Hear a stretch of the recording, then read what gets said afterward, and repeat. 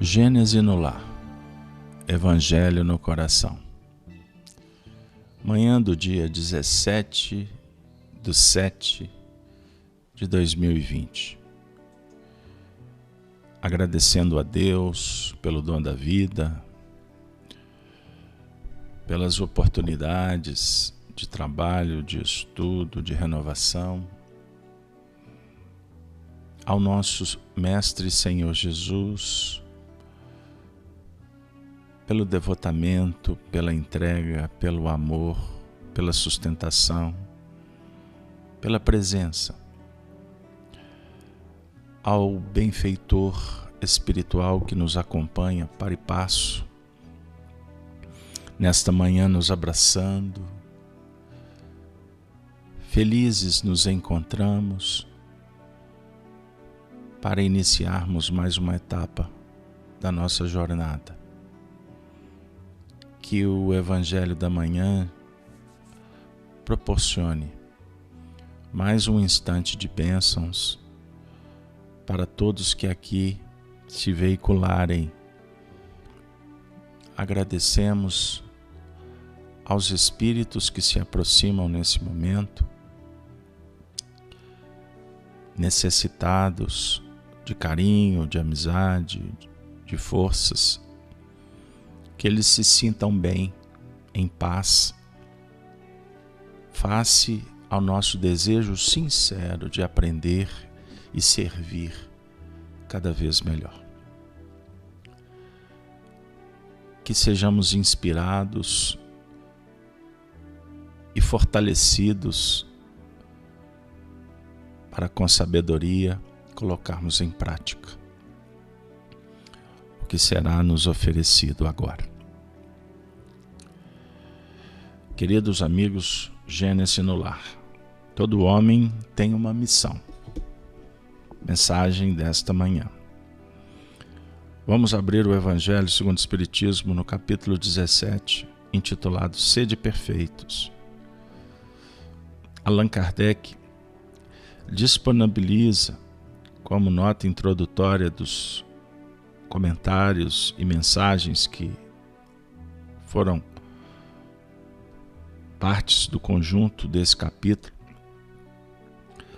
um trecho do Evangelho de Jesus contido no Evangelho atribuído a Mateus, no seu capítulo 5, no versículo 48. Uma das expressões que viajaram no tempo com profundas repercussões no progresso da humanidade. Jesus assim pronunciou: Sede, pois, vós outros perfeitos, como perfeito é o vosso Pai Celestial. Nós vamos abrir o Evangelho no item 9, segundo o Espiritismo, para fazermos uma leitura de uma mensagem que foi assinada por François Nicolas Madeleine, cardeal de Marlot, Paris, 1863. O texto diz assim, abre aspas: a autoridade, tanto quanto a riqueza, no que remonta aos superiores e os inferiores, é uma delegação de que terá de prestar contas aquele que se acha dela investido. Não julgueis que seja ela conferida para lhe proporcionar o vão prazer de mandar, nem, conforme o supõe a maioria dos potentados da terra, como um direito, uma propriedade. Deus, aliás, lhes prova constantemente que não é nenhuma nem outra coisa, pois que deles a retira quando lhe apraz. Se fosse um privilégio inerente às suas personalidades, seria inalienável. A ninguém cabe dizer que uma coisa lhe pertence, quando lhe pode ser tirada sem o seu consentimento. Deus confere autoridade a título de missão ou de prova, quando o entende, e a retira quando julga conveniente. Quem quer que seja depositário de autoridade, seja qual for a sua extensão, desde a do Senhor sobre o seu servo, até a do soberano sobre o seu povo, não deve olvidar que tem almas a seu cargo, que responderá pela boa ou má diretriz que dê aos seus subordinados, e que sobre ele recairão as faltas que estes cometam, os vícios a que sejam arrastados em consequência desta diretriz, ou dos maus exemplos, do mesmo modo que colherá os frutos da solicitude que empregar para os conduzir ao bem. Todo homem tem na terra uma missão, grande ou pequena, qualquer que ela seja, sempre lhe é dada para o bem. Falseá-la em seu princípio é, pois, falir ao seu desempenho. Assim como pergunta ao rico: que fizestes da riqueza que nas tuas mãos devera ser um manancial a espalhar a fecundidade ao seu derredor? Também Deus inquirirá daquele que disponha de alguma autoridade: que uso fizestes desta autoridade? Que males evitaste? Que progresso facultaste? Se te dei subordinados, não foi para que os fizesse escravos da tua vontade, nem instrumentos dóceis aos teus caprichos ou à tua cupidez. Fiz-te forte e confiei-te os que eram fracos, para que os amparasse e ajudasses a subir ao meu seio.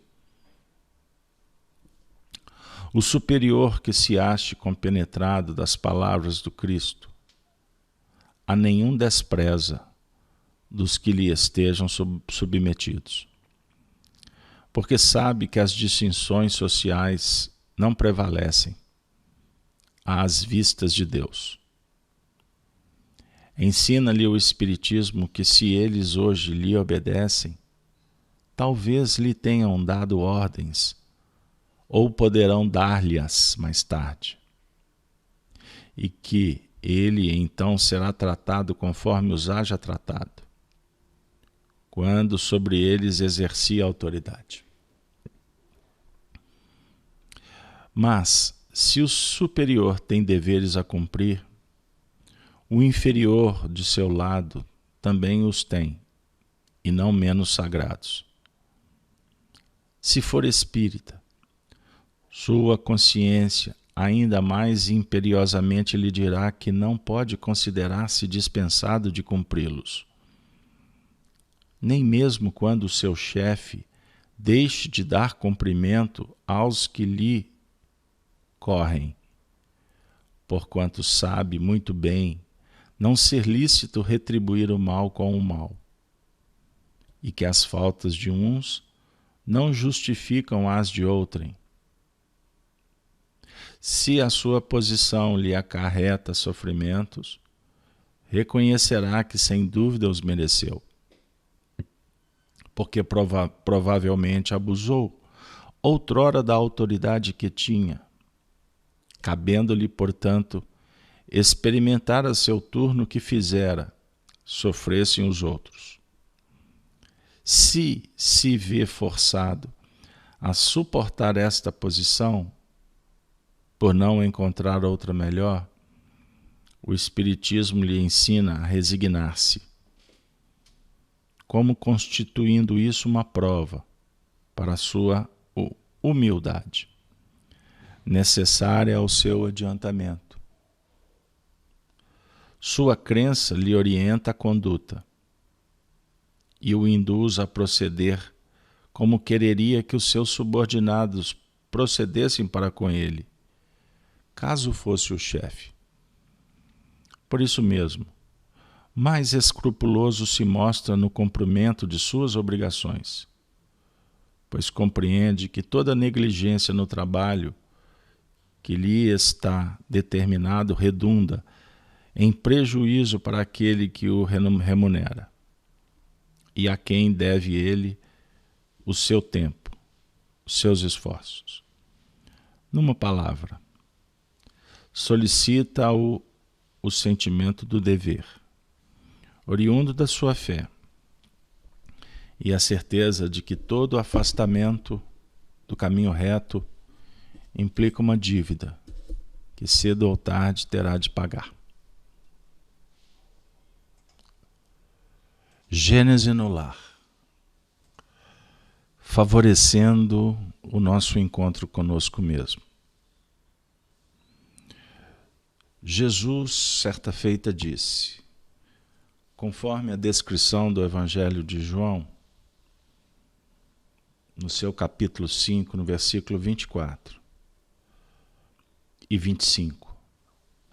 Na verdade vos digo, que quem ouve a minha palavra e crê naquele que me enviou, tem a vida eterna e não entra em condenação, mas passou da morte para a vida.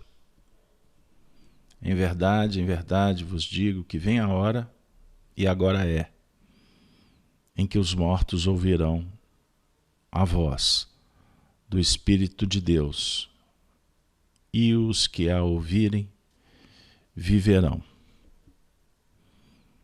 passando da morte para a vida, da ilusão do mundo dual para a unicidade da proposta divina.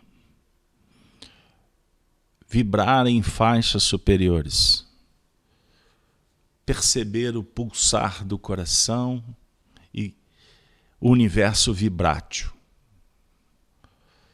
promovendo transformações no encadeamento da lei divina que vai favorecendo, portanto, a evolução de todos os sistemas e seres.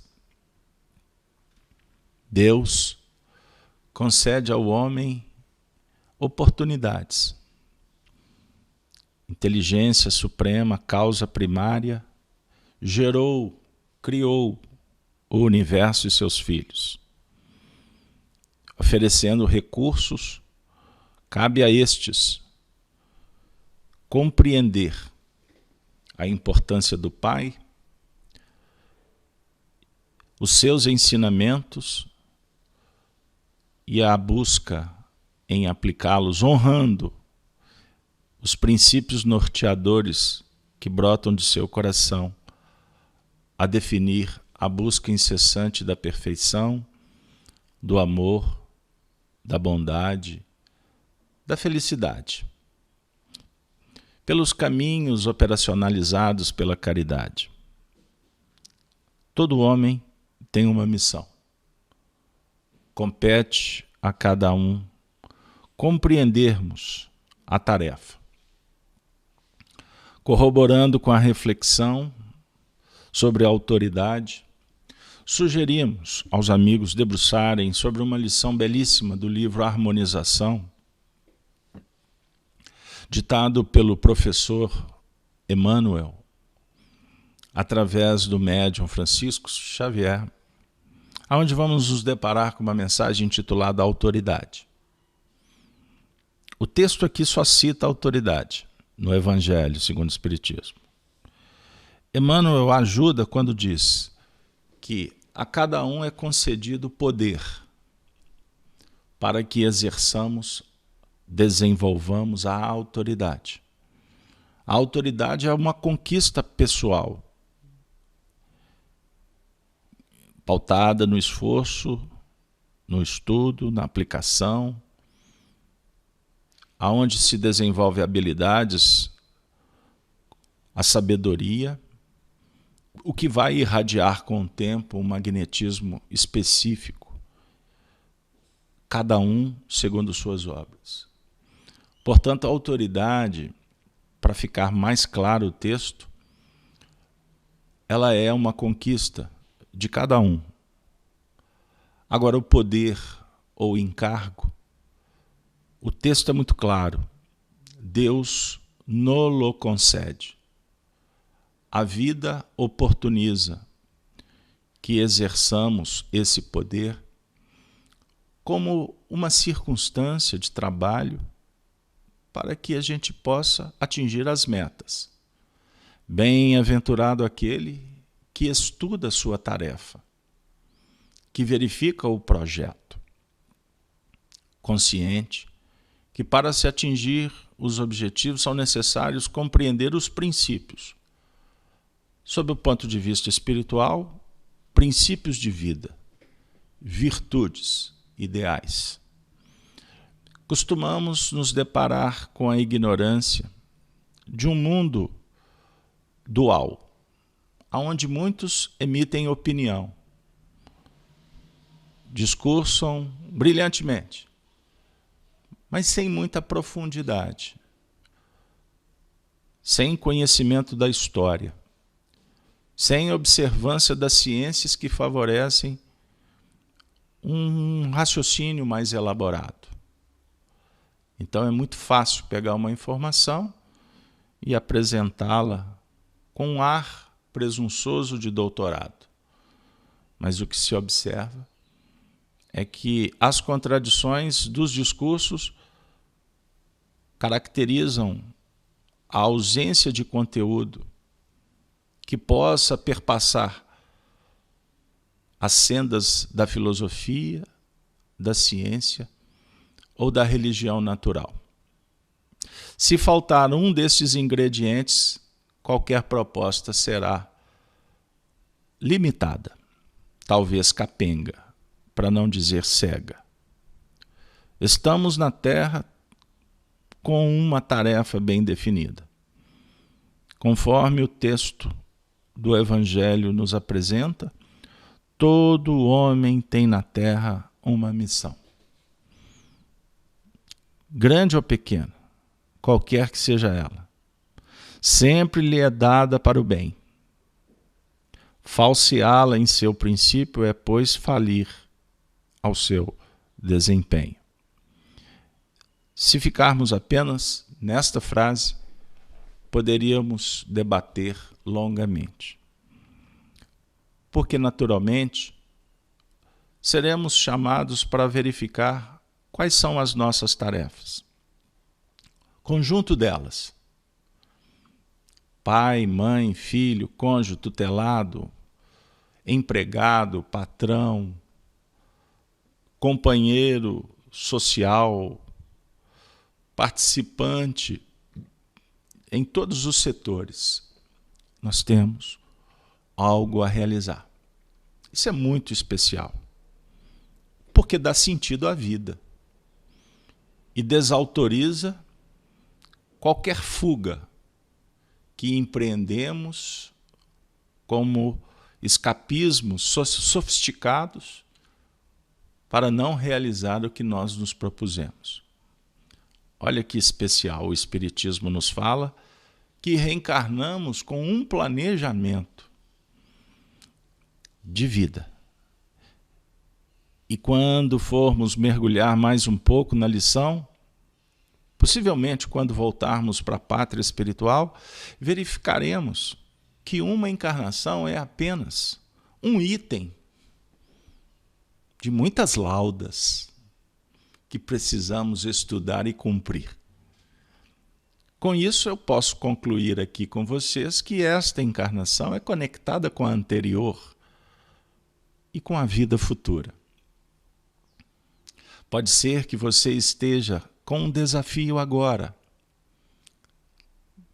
que você se propôs a sobrepô-lo ou desenvolvê-lo há 2000 anos, quando vivera, no período em que Jesus esteve na Terra. Quem sabe? Uma especulação histórica, didática, para compreender a lição. E agora, nós estamos tendo a oportunidade de colocar em prática o que adiamos quando ele aqui esteve e nos conclamou para ser bem-aventurado como misericordioso. Mas não, aceitei. Exacerbei na justiça humana, com cheiro de violência. E hoje eu tenho sede dessa justiça, porque eu esvaziei as possibilidades sendo injusto. Naturalmente, ninguém faz apologia, e não podemos também, à dor, como se estimulasse os indivíduos a procurá-la. Não, não é bem assim. Nós temos que estar eretos, olhando para frente, para quando o empecilho chegar, sabermos com confiança que chegou o momento do testemunho. Isso é extraordinário, porque ao invés de fugir, temer, angustiado, desesperado, tripudiar, nós poderemos, inspirados pelo Evangelho, dizer: eis-me aqui, Senhor. Como proferiu Paulo de Tarso, na época o doutor Saulo, depois de ouvir: Saulo, Saulo, por que me persegues? Quem és? Sou Jesus. O que queres, Senhor? Me coloco para te servir. A mensagem, ela ecoa no tempo e chega para os nossos dias. O grande lance é verificarmos se estamos nos colocando como Paulo de joelhos, de uma forma solícita, nos candidatando, ou tripudiando para cair da cavalgadura como ele, que vivia conflitos por perseguir os cristãos, por não ouvir a voz da consciência, que indicava que a lei mosaica aponta a necessidade da justiça, da bondade. Não engrinaldar a mensagem com o ponto de vista humano ainda primário, pautado no egoísmo e no orgulho. Ele, mais à frente, percebeu. E a luz do Cristo deixou o cego, de uma forma a ajustar as necessidades com humildade. Ele reconhece a autoridade do Cristo pela visão inesquecível, uma dos momentos históricos mais importantes do cristianismo. Ele se curva, se prontificando, atende à orientação do Cristo, ele entra na cidade e mais à frente, aquele que era o objeto de sua perseguição, de uma tarefa que ele assumiu inspirado pela treva, Ananias, atendendo também ao chamamento do Senhor numa missão muito transcendente, impõe as mãos e, com o fluido magnético do amor, tira as escamas dos olhos de Paulo. Estamos aqui, meus amigos, de joelhos, nesta condição, nesse instante em que queremos passar da morte para a vida, porque em verdade chegou a hora. Os mortos ouvirão a voz do Filho de Deus, e os que ouvirem viverão. Todos queremos viver. Passar para a vida, na realização dos nossos propósitos, edificar um mundo novo. Quanto à destinação, a tarefa específica, que são muitas, que fazem parte do contexto reencarnatório, que possamos abrir os olhos e nos prontificar de alma e coração para cumprir. Seja do lar, do relacionamento, no trabalho, na sociedade, ou quem sabe, nós que estamos nos candidatando a semear a mensagem do Espiritismo cristão. Façamos cada um o que lhe compete. Recordando Emmanuel quando diz que quem faz o que pode faz tudo. O que podemos fazer? O que devemos fazer? Eis o grande desafio. O religioso diria servir a Deus. O homem de ciência procurar as descobertas. O filósofo perquirir, concluir. Nos relacionamentos, nos integrar, dividindo experiências, aprendendo uns com os outros. Não importa, porque essa descoberta ela é pessoal e de cada instante, cada momento a vida vai te chamar para uma novidade, para uma realização que, por certo, nos conectará com o grande futuro. Sirvamos a Deus alegremente, com reverência e piedade. Afirmara Paulo na sua carta aos Hebreus, no capítulo 12, no versículo 28. E o nosso amigo espiritual Emmanuel, no livro Fonte Viva, lição 178, esclarece esse versículo, nos dando a indicativa especial para essa manhã em que estamos saindo da morte para a vida. Sirvamos a Deus alegremente, solicita o apóstolo. Mas não se esquece de acentuar a maneira pela qual nos compete servi-lo. Não poderíamos estender a tristeza nas tarefas do bem. Todos os elementos da natureza obedecem às leis do Senhor, revelando alegria. Brilha a constelação dentro da noite. O sol transborda calor e luz. Cobre-se a terra de flor e verdura. Tem a fonte uma cantiga peculiar.